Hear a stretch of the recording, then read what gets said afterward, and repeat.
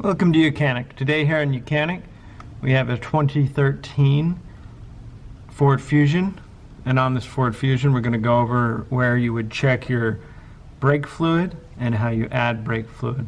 So this is your brake fluid reservoir right here on the driver's side or left side of the vehicle.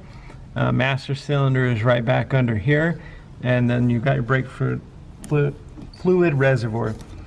We have the minimum and the maximum, and we're gonna show you a trick of how to be able to check this easily, but this is where you want to check it, and you want to make sure that you keep it in the minimum or above the minimum, because we don't want air in our brake lines. You get air in your brake lines and your brakes don't work to their optimal performance.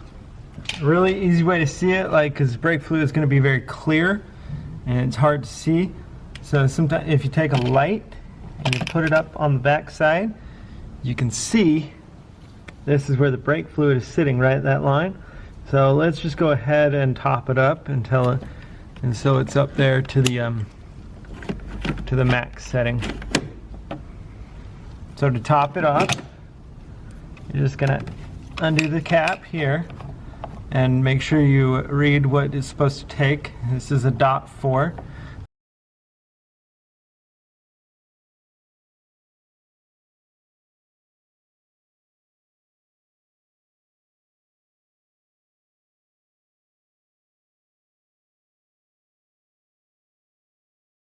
So we've added some brake fluid, brought it up to the max line there.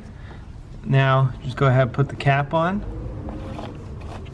and make sure you tighten it good. It's highly recommended that you get your brake fluid from a sealed container so that there be a less chance of moisture being within the brake fluid itself.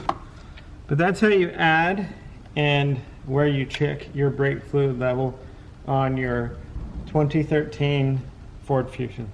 Thanks for watching YOUCANIC, where you can become the mechanic.